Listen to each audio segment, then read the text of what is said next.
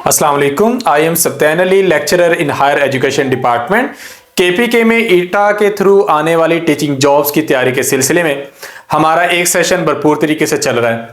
अब उसका जो टेस्ट हम एक्सपेक्ट कर रहे हैं कुछ पोस्ट के लिए जहां पर एप्लीकेंट्स कम है, वो मिड ऑफ अप्रैल में है ऑलमोस्ट।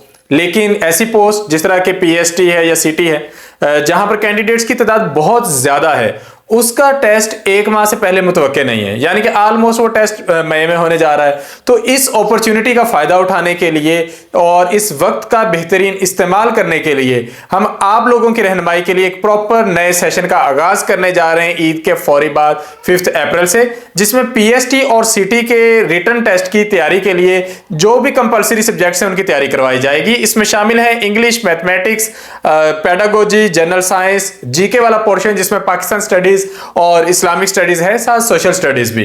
तो ये वाले तमाम इंपॉर्टेंट सब्जेक्ट्स जो है वो इस सेशन में तैयार करवाए जाएंगे। इस सेशन को ज्वाइन करने के लिए आप डिस्क्रिप्शन में हमारे दिए गए नंबर पर राब्ता कर सकते हैं।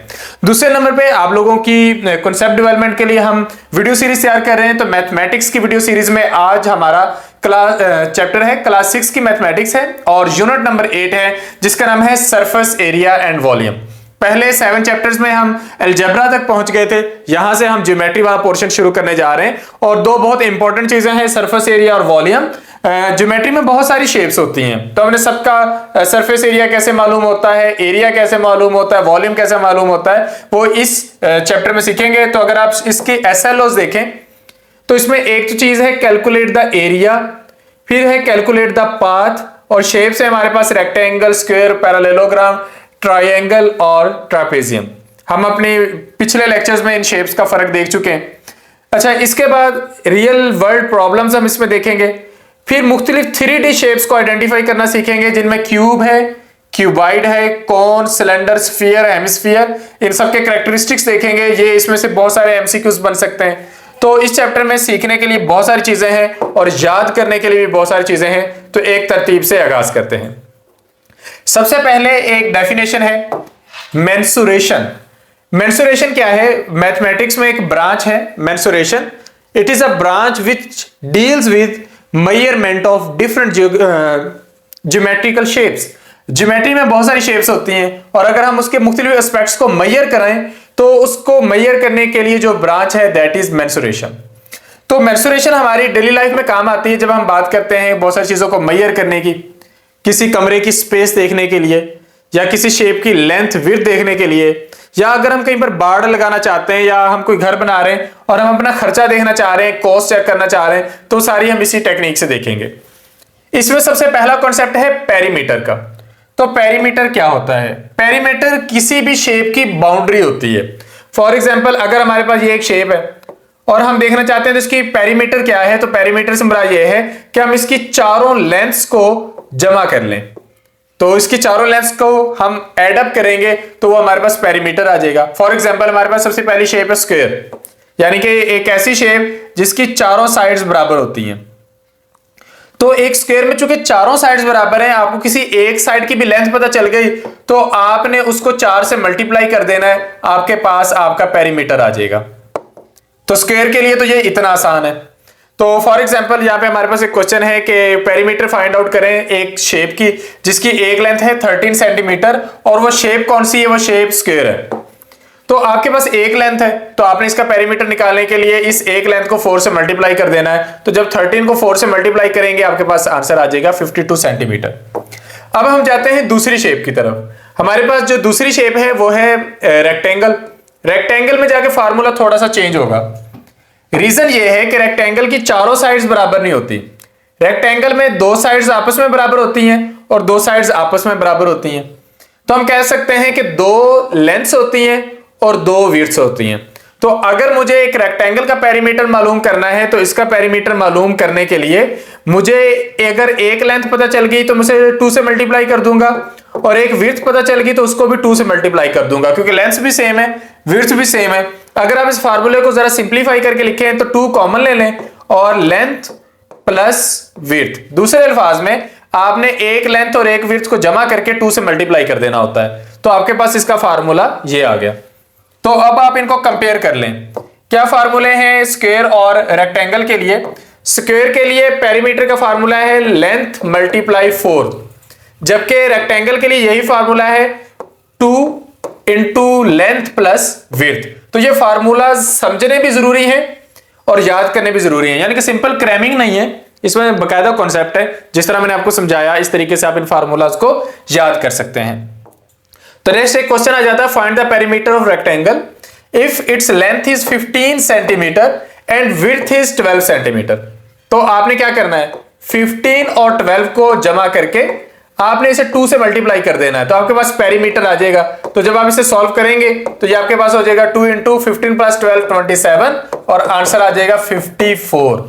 ये इसके साथ यूनिट कौन सा लिखना है, पेपर में ये भी तो आ सकता है कि find the perimeter of a square और rectangle whose one length is that, आपके पास कोई वैल्यू आ सकती है। तो आपके आंसर हो सकते हैं 54 सेंटीमीटर या 54 सेंटीमीटर स्क्वायर या फिर 54 सेंटीमीटर क्यूब। देखिए जी, आप ले रहे हैं पेरीमीटर, आप सिंपली लेंथ ले रहे हैं, इसमें कोई एरिया वगैरह नहीं है, तो ये सिंपल इसका यूनिट मीटर या सेंटीमीटर में होगा, इसमें कोई मीटर स्क्वायर नहीं होगा, इसमें कोई सेंटीमीटर स्क्वायर नहीं होगा। तो ध्यान से देखिएगा, आपने इसमें मिस्टेक नहीं करनी। तो ये हमारे पास है पेरीमीटर्स फाइंड आउट करने के तरीके। नेक्स्ट एक क्वेश्चन है, find the length of a rectangle if its perimeter is 96 metre and width is 40 metre. Formula है perimeter will be equal to 2 length plus width. Perimeter की वैल्यू लिख दें 96, 2 length आपने फाइंड आउट करनी है, width आपके पास है 14। जो 2 यहां पर मल्टीप्लाई हो रहा है, आप इसको दोनों साइडों पे डिवाइड कर दें तो ये आपके पास हो जाएगा 48 will be equal to length plus 14। जब आप 14 को उधर भी माइनस करेंगे तो आपके पास इसका आंसर आ जाएगा।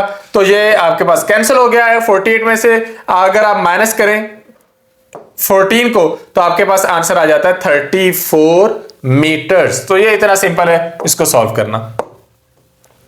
Find the width of a rectangular park, आपने विड्थ मालूम करनी है, उसकी उन्होंने दे दी है लेंथ 250 मीटर और पेरीमीटर 900 मीटर। तो फार्मूला लिखें P is equal to 2 length plus width. हम पेरीमीटर लिख लेते हैं 900, जो आपके पास लेंथ है वो 250 है, जो विड्थ है वो आपने फाइंड आउट करनी है। तो आप क्या करेंगे कि 900 ये जो 2 है इसको खत्म करने के लिए इधर भी डिवाइड कर देंगे, इधर भी डिवाइड कर देंगे, ये 450 रह जाएगा। 450 will be equal to 250 plus width. अब आप 250 को दोनों तरफ से खत्म करने के लिए दोनों तरफ इसको माइनस कर देंगे, इधर भी और इधर भी, इधर करेंगे तो ये खत्म हो जाएगा। तो width will be equal to 450 minus 250, यानी कि आपका आंसर आ जाएगा 200 मीटर्स। अभी सिंपल बात यह है कि जब आप एक इक्वेशन को सॉल्व कर रहे हैं, 3 चीजें हैं, आपको 2 पता है, कोई सी भी 2 पता है तो आप तीसरी मालूम कर ही सकते हैं, आपको इक्वेशन आनी चाहिए। तो हमने सबसे सिंपल वाला हिस्सा कर लिया, हमने सीख लिया पेरीमीटर मालूम करना। अब हम आते हैं एरिया मालूम करने की तरफ, जो हमने सीखना है स्क्वायर का भी और रेक्टेंगल का भी। तो सबसे पहले आप शेप्स देख लें। एक आपके पास शेप इस तरह है जिसकी चारों साइड्स बराबर हैं, इसको आप स्क्वायर कह देते हो।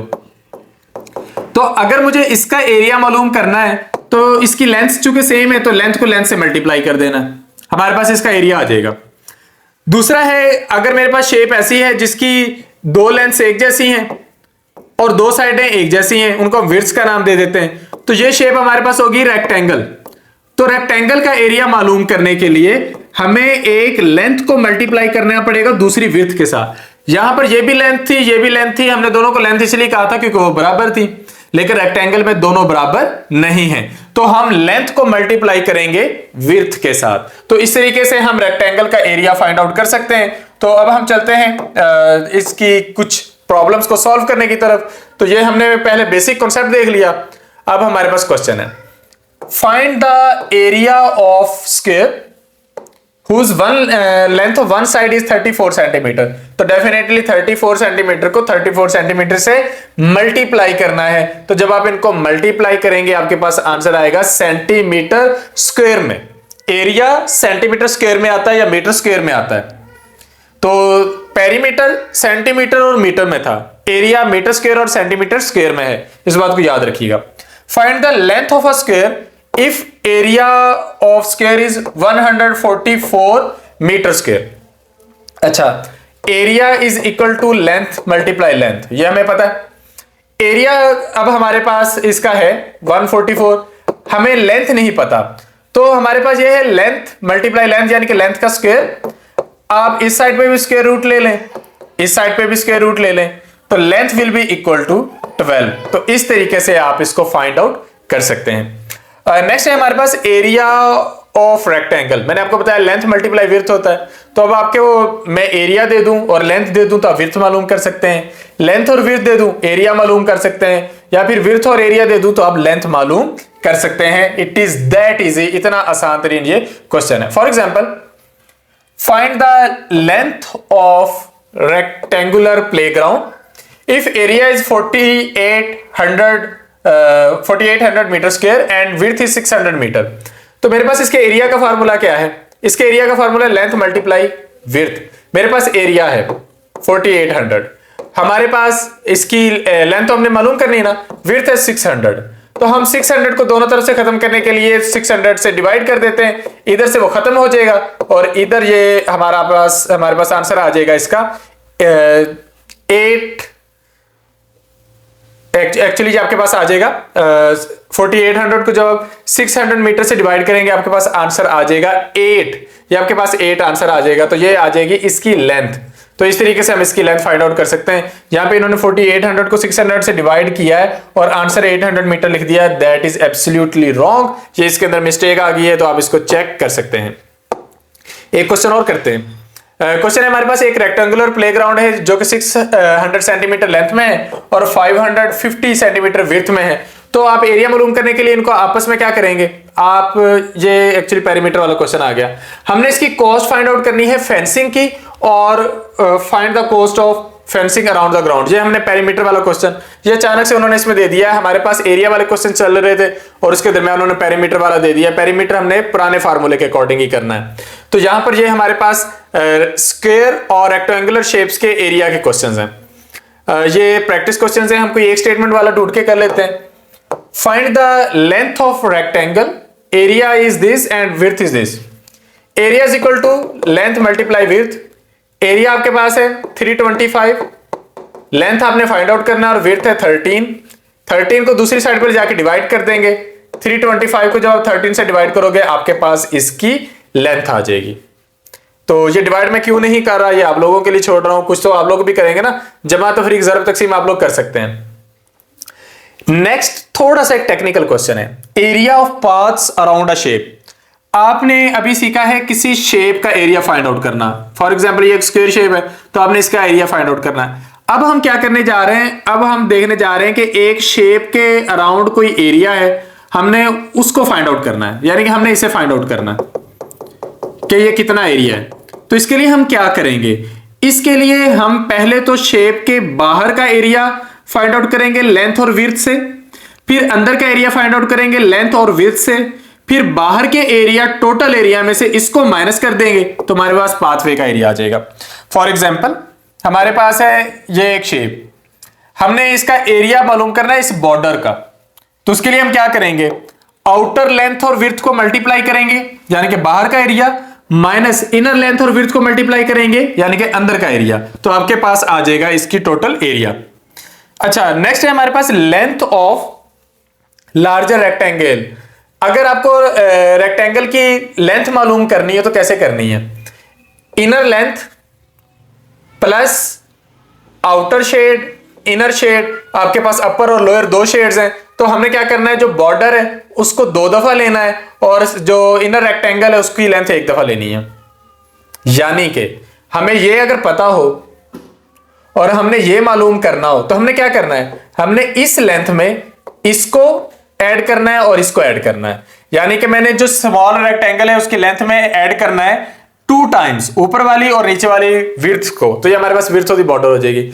और अगर मैंने इसकी इस तरीके से विड्थ मालूम करनी है ओवरऑल, तो मैं क्या करूंगा कि मैं इसकी एक विड्थ ये ले लूंगा और यहां से इसकी लेंथ और यहां से लेंथ, इनको हम बॉर्डर जो है उसको मल्टीप्लाई कर देंगे 2 से और ये हमारे पास आ जाएगा। एक प्रैक्टिकल एग्जांपल कर लेते हैं कि आपके पास एक रेक्टेंगल है 200 सेंटीमीटर लॉन्ग और 300 सेंटीमीटर वाइड और उसके अंदर आपने एक बॉर्डर लगाया है, बॉर्डर है 5 सेंटीमीटर का। तो बताएं भी बॉर्डर का एरिया कितना है।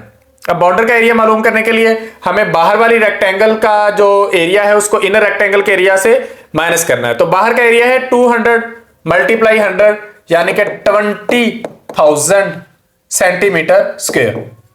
अब इनर का कैसे निकालें? इनर की तो लेंथ भी नहीं दी, इनर की तो विड्थ भी नहीं दी, तो पहले हम इनर लेंथ फाइंड आउट करते हैं। हमारे पास इनर लेंथ है, आउटर लेंथ में से हमने ये वाला बॉर्डर भी निकालना है और ये वाला, फॉर एग्जांपल ये आपके पास इनर लेंथ है, ये आप फाइंड आउट करना चाहते हैं, तो इसमें से आपने ये भी माइनस करना है और ये भी माइनस करना है।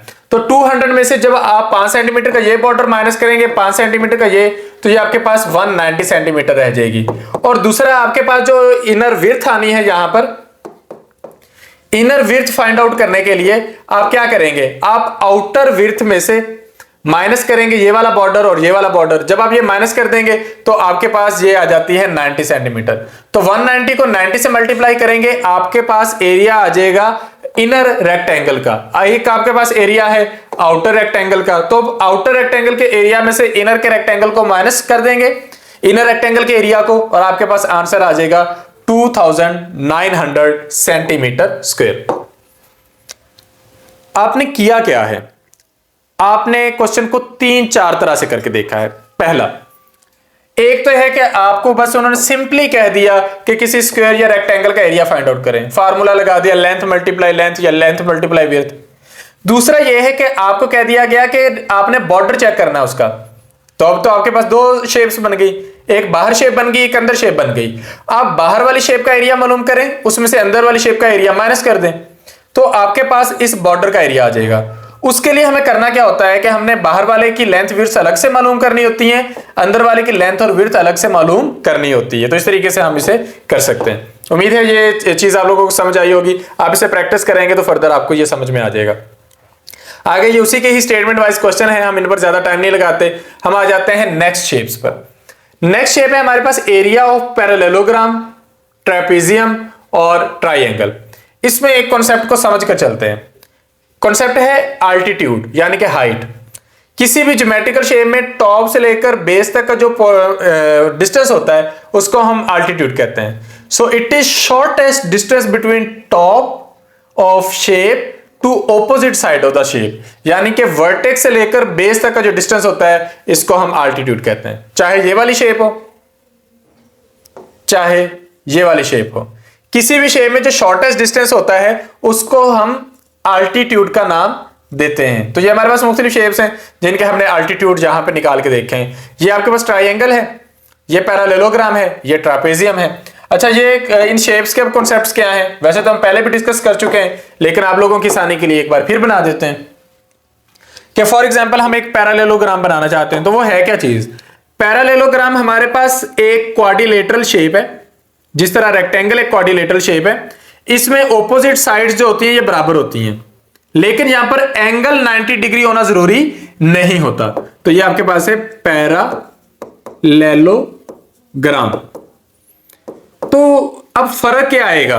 रेक्टेंगल जैसी शेप है तो इसका एरिया भी कुछ ऐसे ही होना चाहिए, लेंथ मल्टीप्लाई विड्थ, लेकिन यहां पर हम वर्डिंग यूज करते हैं ये अल्टीट्यूड, जिसे ए से लिखते हैं, और चूंकि साइड्स बराबर होती हैं तो आपने ये अल्टीट्यूड ले लिया, तो ये वाली साइड लें या ये वाली साइड लें, इसको हम कहते हैं बेस। तो अल्टीट्यूड मल्टीप्लाई बेस, ये पैरेललोग्राम है। अच्छा, फिर एक शेप ऐसी होती है जिसकी दो साइड्स आपके पास पैरेलल होती हैं और दो साइड्स आपके पास एंटी पैरेलल होती हैं और इक्वल होना जरूरी नहीं होता। ये आपके पास एक नई शेप है, इसे आप ट्रापेजियम का नाम देते हैं। तो ट्रापेजियम में अब आपके पास साइड्स ही बराबर नहीं है, यानी कि ये आपके पास अगर बेस 1 है और ये आपके पास बेस 2 है तो ये तो बराबर नहीं है। अल्टीट्यूड तो चलो आपके पास ये वाला आ गया। तो अब आप इसका अगर एरिया फाइंड आउट करना चाहते हैं तो इसका फार्मूला डिफरेंट अप्लाई होगा। इसका एरिया होगा altitude multiply base 1 plus base 2 divided by 2, यानी कि हमने दोनों का एवरेज ले लेना है। नेक्स्ट हमारे पास एक शेप होती है जिसकी इस तरह हम साइड्स बनाते हैं, इस शेप को हम बोलते हैं ट्राइंगल।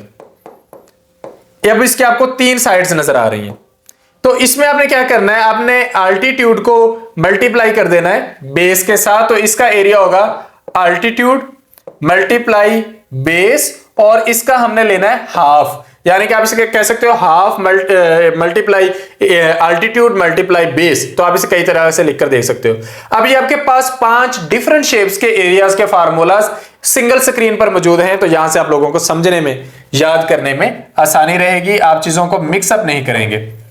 तो अब हम कुछ क्वेश्चंस की तरफ जाते हैं ताकि आपके कॉन्सेप्ट्स क्लियर हो। तो ये है हमारे पास एक पैरेललोग्राम जिसमें एक अल्टीट्यूड है, एक बेस है। तो आपने अल्टीट्यूड और बेस को मल्टीप्लाई करना है। ये रेक्टेंगल जैसा है, यानी कि लेंथ मल्टीप्लाई विड्थ, लेकिन फर्क आपको नजर आ रहा है, शेप का फर्क है ना। अच्छा, जिस तरह वहां पर आप बॉर्डर का एरिया मालूम कर सकते थे, यहां पर भी कर सकते हैं। आउटर का मालूम कर लें, फिर इनर का कर लें, आउटर में से इनर को माइनस कर दें, ये इस तरीके से हो जाना है। नेक्स्ट है हमारे पास एरिया ऑफ ट्रापेजियम। ट्रापेजियम में अब ये साइड्स पैरेलल हैं, ये एंटी पैरेलल है, यानी कि एक ऐसी शेप जिसकी दो साइड्स पैरेलल हो, दो साइड्स एंटी पैरेलल हो, और जो पैरेलल है वो भी लेंथ में बराबर नहीं है। तो यहां पर अब हमारे पास क्या है कि फार्मूला जो लगना है वो है अल्टीट्यूड मल्टीप्लाई बेस। सिंपली नहीं लगना, बल्कि यहां पे हमारे पास फार्मूला लगना है altitude multiply base 1 plus base 2 divided by 2। तो it is a quadrilateral shape. Trapezium आपके पास 4 साइडों वाली ही शेप है, इसमें सिर्फ एक पेयर है पैरेलल साइड्स का। ये साइड पैरेलल है और ये साइड पैरेलल है, ये और ये एंटी पैरेलल है।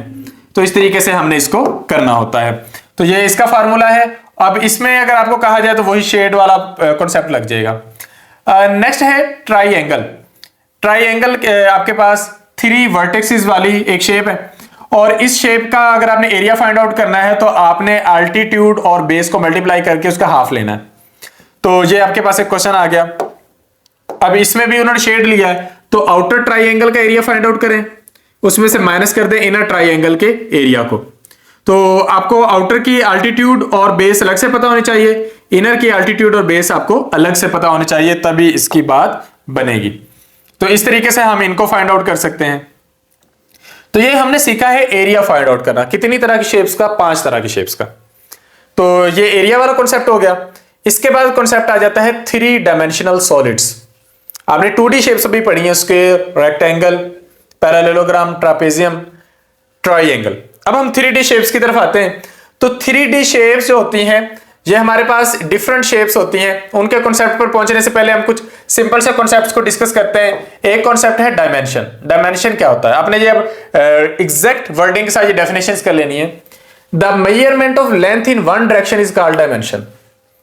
फिर पॉइंट, ऐसी चीज जिसकी कोई डायमेंशन ना हो उसको पॉइंट कहते हैं। बस ये खुद ही होता है, इसकी कोई लेंथ विड्थ हाइट वगैरह नहीं होती, इसकी पोजीशन होती है।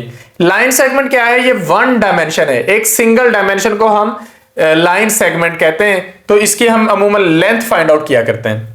फ्लैट शेप या 2D शेप एक ऐसी शेप जिसमें से लेंथ और विड्थ हो। 3D शेप एक ऐसी शेप जिसमें लेंथ विड्थ के साथ तीसरी चीज हाइट भी हो।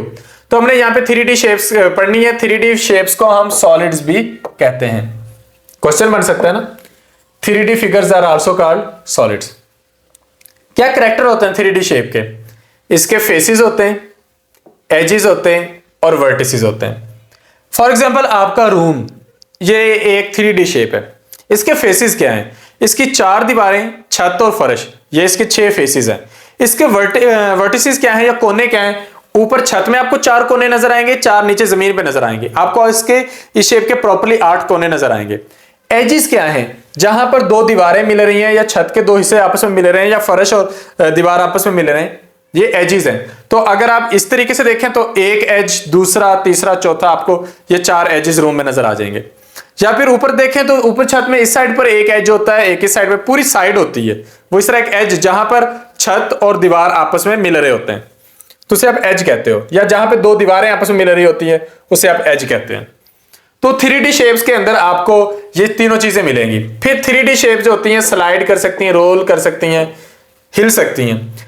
एज क्या होता है? जहां पर 2 फेसेस मिल रहे हो, ये एक फेस है, ये दूसरा फेस है, ये मिल गए, तो ये वाला पॉइंट एज कहलाएगा, जो जोड़ वाला पॉइंट है। वर्टेक्स वो जगह होती है जहां पर 3 एजेस मिल रहे, फेसेस मिल रहे होते हैं। तो ये आपके पास एक है, ये आपके पास दूसरा है। तो यहां पर ये आपके पास ये 3 एजेस मिलने होते हैं। एक्चुअली यहां पर अगर हम एक शेप बना ही लेते हैं 3D तो जरा आसानी रहेगी। तो अब ये हमारे पास वर्टेक्स है, यहां पर 1, 2 और 3 साइडें मिल रही हैं। या फिर ये वर्टेक्स है, ये आपके पास हम बना लेते हैं, ये वर्टेक्स है। यहां पर 1 2 और 3 चीजें मिल रही हैं, ये वर्टेक्स है, यहां पर 1 2 और 3 एजेस आपस में मिल रहे हैं। तो ये आपका एमसीक्यू बन सकता है, a vertex is the corner where dash edges meet 1 2 3 4, the answer will be 3। 3D shapes कौन कौन सी होती हैं? 3D शेप्स हमने 4-5 पढ़नी है, जिनमें से पहली शेप है क्यूब।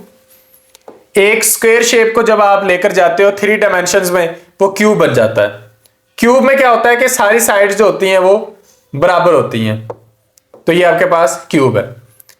क्यूबाइड क्या होता है कि इसमें आप रेक्टेंगल को ले जाते हो 3 डायमेंशनल शेप में, तो इसके अंदर सारी साइड्स बराबर होना जरूरी नहीं होता, बस ऑपोजिट साइड्स बराबर होती हैं, तो ये आपके पास क्यूब जैसी डायग्राम बन जाती है। Sphere is like a ball like earth. Cylinder कुछ इस तरीके से होता है, आपके पास आपने गैस का सिलेंडर देखा होगा, आपने मोमबत्ती देखी होगी, ऊपर से वो फ्लैट है, नीचे से फ्लैट है और दरमियान से वो लेंथ में है। कोन, जब आप एक ट्राइंगल को ले जाते हैं 3 डायमेंशनल शेप में, तो आपके पास कोन बन जाती है। आप लोगों ने कोन आइसक्रीम खाई होगी, तो ये आपके पास कोन होती है। या आपने ट्रैफिक के वो देखे होंगे निशान, वो भी आपके पास कोन शेप में होते हैं। तो क्यूब को डिस्कस करते हैं सबसे पहले। इनके कैरेक्टर्स आपने एमसीक्यूज के लिए अच्छे से कर लेने हैं। तो सबसे पहले एक क्यूब के 8 कॉर्नर होते हैं, एक क्यूब के 6 फेसेस होते हैं और 12 एजेस होते हैं। सेम कैरेक्टर आपको क्यूबाइड में मिलेंगे, 8 vertices, 6 flat faces, 12 straight edges. इसकी अब 6 फेसेस कैसे हैं? मैंने आपको बताया जिस तरह कमरे की 4 दीवारें, छत और फर्श, टोटल 6 फेसेस हैं। तो इसके दोनों के 6 फेसेस हैं। कोने 8-8 बनते हैं और एजेस 12-12 बनते हैं। तो आपके पास क्यूब्स की एग्जांपल्स क्या हैं? जिस तरह लूडो का दाना, डाइस, या बर्फ के वो आइस क्यूब होते हैं, या गिफ्ट बॉक्सेस मोस्टली इस शेप के होते हैं। क्यूबाइड के आपके पास एग्जांपल्स क्या हैं? आपकी बुक्स, आपके टिश्यू बॉक्स, आपके मैच बॉक्स, शू बॉक्स, ये क्यूबाइड होते हैं। इसके बाद सफियर की तरफ आते हैं। एक गेंद, क्या एक गेंद में कोई कोना होता है? कॉर्नर? नहीं, कोई कोना नहीं होता। क्या कोई जोड़ होता है? नहीं, कोई जोड़ नहीं होता, बल्कि एक कर्व्ड फेस होता है। तो ये हमारे पास इसकी एग्जांपल है, इसको सारी गोल मटोल सी चीजें, मार्बल्स, बॉल्स, ग्लोब्स, ये सारी चीजें। मार्बल मतलब पत्थर के टुकड़े आपको मिल जाएंगे इस तरह के। हेमिस्फीयर, आप किसी स्फीयर को दरमियान से काट दो तो बाकी जो रह जाता है वो आपके पास हेमिस्फीयर होता है। हम एक अच्छा सा हेमिस्फीयर बनाने की कोशिश करते हैं, तो हेमिस्फीयर बनाने के लिए, ठीक है, ये इस तरह आपके पास हेमिस्फीयर बनता है। इसका फेस बन जाएगा, उसका फेस नहीं है एक स्फीयर का, लेकिन हेमिस्फीयर में आपको एक फेस मिल जाएगा इस वे में। तो यहां पर आपके पास, वहां पर आपके पास जस्ट एक कर्व्ड फेस था, यहां पर आपको एक कर्व्ड और एक फ्लैट फेस मिल जाएगा। फिर उसमें एजेस नहीं थे, इसमें आपको एज मिल जाएगा। उसमें वर्टिसेस नहीं थे, इसमें भी वर्टिसेस नहीं होंगे। हेमिस्फीयर की एग्जांपल है आधे खाए हुए फल, जिस तरह हाफ वाटरमेलन, हाफ कोकोनट, इग्लो वगैरह। इग्लो आपने देखे होंगे, बर्फ के घर होते हैं। नेक्स्ट है सिलेंडर, ये भी 3D शेप है। इसमें एक ऊपर फ्लैट फेस होता है, एक नीचे फ्लैट फेस होता है, दरमियान में हाइट होती है। तो इसमें कोना कोई नहीं है, 3 फेसेस हैं, एक ऊपर, एक नीचे और एक दरमियान में इस तरह कर्व्ड फेस। तो आप इसे एक सिलेंडर मान लें। इसकी एक शेप ऊपर है, एक फ्लैट फेस यहां पे है और एक ये कर्व्ड फेस है। तो इसके 3 फेसेस हैं, एक कर्व, 2 फ्लैट, 2 एजेस हैं। ऊपर वाला एज यानी कि एक जोड़ आपको ऊपर नजर आएगा, एक साइडों पर नीचे आएगा, दरमियान में फेस है और साइडों पर उसका एज आएगा। तो यहां पर आप देख सकते हैं हमारे पास ये इसकी डायग्राम बनी हुई है। ये आपके पास एक एज है, ये दूसरा एज है, ये आपके पास 2 एजेस हो गए। फिर ये उन एजेस के दरमियान ये वाला इसका फेस है, ये वाला इसका फेस है, ये फ्लैट फेस आ गए। ये वाला आपके पास आ गया कर्व्ड फेस, ये आपके पास इसकी हाइट आ जाती है। वर्टेक्स जो है वो आपको इसके अंदर भी, सिलेंडर के अंदर नहीं मिलेगा। नेक्स्ट हमारे पास कोन है। कोन के अंदर आपको वर्टेक्स मिलेगा, ये वर्टेक्स है, ये फ्लैट फेस है, ये आपके पास कर्व्ड फेस है। तो इसके 2 फेसेस हैं, एक कर्व्ड एक फ्लैट, और इसका नीचे ये वाला एज है जिसे हम कर्व्ड एज का नाम देते हैं। तो आपके इर्द गिर्द ये वाले देखें, जो मैं ट्रैफिक के बैरियर की बात कर रहा था, ये आइसक्रीम है, ये आपके पास पेट्रोल पंप्स पे होती है या जहां पे पेट्रोल डलवाना होता है। और ये आपके पास फर्दर कोई कोन बनी हुई है, जिस तरह के वो बर्थडे कैप वगैरह होती हैं, तो ये आपके पास ये वाली शेप होगी। तो ये मुख्तलिफ ज्योमेट्रिकल शेप्स हैं, आपने इनको यहाँ पर असेस कर करके देखना है, प्रैक्टिस कर करके देखना है। जो कैरेक्टर्स आपने पीछे पढ़े वो आप यहाँ पर इसे कर सकते हैं। नेक्स्ट आ जाता है सरफेस एरिया एंड वॉल्यूम। नई चीज आ गई, आपने पेरीमीटर किया, फिर आपने एरिया किया, अब आप करेंगे सरफेस एरिया और वॉल्यूम। ये क्या होता है? जिस तरह आप 2D शेप्स का एरिया करते हैं, इसी तरह 3D शेप्स के अंदर आप वॉल्यूम करते हैं। यानी कि मेरे पास एक शेप है, ये एक 2D शेप है, मैं लेंथ को लेंथ से मल्टीप्लाई कर देता हूं, मेरे पास इसका एरिया आ जाता है। लेकिन अगर मेरे पास एक शेप ऐसे हो, ये मेरे पास एक 3D शेप है, इसका एरिया मालूम करने के लिए मुझे इसकी लेंथ को इसकी विड्थ से और इसकी हाइट से मल्टीप्लाई करना पड़ेगा। तो length multiply width multiply height. तो amount of space in 3D shapes is called volume, the amount of space in 2D shapes is called area. तो वॉल्यूम जो है इसमें 3 चूंकि आपके पास यूनिट्स आ गए, तो इसका आंसर भी आपके पास क्यूब्स में आएगा, यानी कि सेंटीमीटर क्यूब या फिर मीटर क्यूब। आपके पास पेरीमीटर सेंटीमीटर और मीटर में था, area centimetre square metre square में था, वॉल्यूम आपके पास सेंटीमीटर क्यूब और मीटर क्यूब में आ जाता है। तो आपने इस तरीके से करना है। तो वॉल्यूम आपके पास मालूम करने का तरीका है length multiply width multiply height. तो इस तरीके से आप किसी भी क्यूब शेप की लेंथ विड्थ और हाइट से उसका एरिया निकाल सकते हैं। फिर आ जाता है सरफेस एरिया। सरफेस एरिया निकालना बड़ा आसान है कि उसकी सारी सरफेस का एरिया, एक सरफेस का, फिर दूसरी का, फिर तीसरी का। अब अगर मैंने सरफेस एरिया मालूम करना है किसी स्क्वायर शेप का, ये तो बड़ा आसान है क्योंकि मुझे पता है उसकी सारी साइड्स एक जैसी हैं। मैं किसी एक साइड का सरफेस एरिया निकाल लूं तो सारी साइड्स का आ जाएगा। तो एक साइड का सरफेस एरिया निकालने के लिए लेंथ को लेंथ से मल्टीप्लाई करना पड़ेगा, यानी कि लेंथ स्क्वायर। तो मैं एक स्क्वायर का सरफेस एरिया निकालने के लिए उसका एक लेंथ स्क्वायर मालूम करके 6 से मल्टीप्लाई कर दूंगा। लेकिन एक रेक्टेंगल में क्या होगा? क्या रेक्टेंगल में हम सेम फार्मूला लगा सकते हैं? नहीं लगा सकते। रेक्टेंगल में आपके पास एक साइड ये है, एक साइड आपके पास ये है, ये एक जैसी तो नहीं है। आपके पास लेंथ और है, आपके पास विड्थ और है, आपके पास हाइट और है, आपके पास 3 चीजें आ गई हैं। तो अब आपने क्या करना है? अब आपने दाएं बाएं का अलग निकालना है, आगे और पीछे का अलग निकालना है, ऊपर और नीचे का अलग निकालना है। तो फॉर एग्जांपल हम एक शेप बना लेते हैं, या यहां पे हमारे पास एक शेप है, इसकी ये लेंथ है, ये विड्थ है और ये हाइट है। अब फॉर एग्जांपल मैं निकालना चाहता हूं इसका, ये छत का और फर्श का। तो उसके लिए मुझे लेंथ को विड्थ के साथ मल्टीप्लाई करना पड़ेगा। लेंथ को विड्थ के साथ मल्टीप्लाई करके 2 टाइम्स ले लूंगा क्योंकि छत भी है फर्श भी है। अच्छा, मुझे इसकी दाएं बाएं वाली दीवारों का लेना है। तो दाएं बाएं वाली दीवार में मेरे पास लेंथ है और विड्थ है, तो उसके लिए मैं इसकी हाइट और विड्थ है, तो हम इसकी हाइट और विड्थ को मल्टीप्लाई करके 2 से कर लेंगे। अब मुझे आगे और पीछे वाली दीवारों का लेना है, तो उसके लिए मेरे पास ये इसकी लेंथ आ गई, हाइट आ गई और ये लेंथ आ गई। तो मुझे उसके लिए इसकी हाइट को लेंथ से मल्टीप्लाई करके उसको 2 टाइम्स लेना पड़ेगा। और फिर जब मैं इन तीनों को जमा कर दूंगा तो मेरे पास टोटल सरफेस एरिया आ जाएगा। तो करनी पड़ेगी ना जरा मेहनत। आपने स्क्वायर में सिर्फ लेंथ स्क्वायर एक साइड की मालूम करके 6 से मल्टीप्लाई कर देना कि 6 की 6 साइड्स एक जैसी हैं, लेकिन यहां पर 2 एक जैसी हैं, 2 एक जैसी हैं, 2 एक जैसी हैं। तो एक के लिए लेंथ और विड्थ को मल्टीप्लाई करेंगे, एक के लिए लेंथ और हाइट को मल्टीप्लाई करेंगे, एक के लिए विड्थ और हाइट को मल्टीप्लाई करेंगे, और फिर इन तीनों चीजों को आपस में आप जमा कर देंगे। यानी कि एक आपके पास ये आ गई क्वांटिटी, इसमें जमा कर दिया इसको, इसमें जमा कर दिया इसको, आपके पास आपका आंसर आ जाएगा। इसको मजीद सिंप्लीफाई करने के लिए आप 2 कॉमन ले लें और अंदर length multiply width plus length multiply height plus width multiply height कर सकते हैं। तो ये फार्मूला जब आपको आ गया तो आप इसका सरफेस एरिया फाइंड आउट कर सकते हैं, इसमें कोई प्रॉब्लम नहीं होगी। तो नेक्स्ट हमारे पास इसकी एक्सरसाइजेज आ जाती हैं, इनको हमने सॉल्व कर करके देखना है, ज्यादा से ज्यादा प्रैक्टिस करनी है। कुछ रियल लाइफ प्रॉब्लम्स हैं, जिस तरह के एक स्विमिंग पूल है, 8 मीटर लंबा है, 6 मीटर चौड़ा है, 5 मीटर गहरा है। आपने उसकी कैपेसिटी मालूम करनी है। तो कैपेसिटी मालूम करने के लिए आपको उसका वॉल्यूम फाइंड आउट करना है डेफिनेटली। तो लेंथ विड्थ हाइट को आपस में आप मल्टीप्लाई कर देंगे, आपके पास इसका वॉल्यूम आ जाएगा। एक क्लासरूम है, उसकी डायमेंशन है 958 की, यानी कि उसकी एक लेंथ है, एक विड्थ है, एक हाइट है, वो 958 है। सरफेस एरिया फाइंड आउट करना है। अब चूंकि साइड्स बराबर नहीं है तो ये क्यूब तो नहीं है ना, क्यूबाइड है। तो क्यूबाइड के लिए आपके पास फार्मूला लगेगा ये वाला, 2 into length multiply width plus length multiply height plus width multiply height. Board में इस रूल को मत भूलिएगा, पहले मल्टीप्लीकेशन करनी है ब्रैकेट्स में, उसके बाद जमा करना है और फिर 2 के साथ मल्टीप्लाई करना है, तो आप इसे कर लेंगे। एक वुडन क्यूब शेप्ड बॉक्स है जिसकी लेंथ है 6.5 मीटर्स। क्यूब शेप है यानी कि सारी साइडें बराबर। तो पेंटिंग का कॉस्ट क्या आना है एट द रेट ऑफ 45 पर मीटर स्क्वायर। अब आपको पता है जब आप किसी चीज को पेंट करते हो तो उसकी सरफेस को पेंट करते हो, अंदर उसको पेंट से भर नहीं देते। जिस तरह कमरे को पेंट करने का मतलब है उसकी सारी दीवारों को पेंट करना। तो यहां पर आपके पास क्यूब है, आपने उसकी एक साइड का सरफेस एरिया मालूम करना है, तो एक साइड का सरफेस एरिया मालूम करने के लिए 6.5 का स्क्वायर लेना है और सारी साइड्स का मालूम करने के लिए आपने उसको 6 से मल्टीप्लाई कर देना है। तो ये आपके पास आंसर आ जाएगा उसका total surface area. 1 metre square का रेट ये है, तो इसका रेट मालूम करने के लिए इसको उससे मल्टीप्लाई कर देंगे, ये आपके पास आपका आंसर आ जाएगा।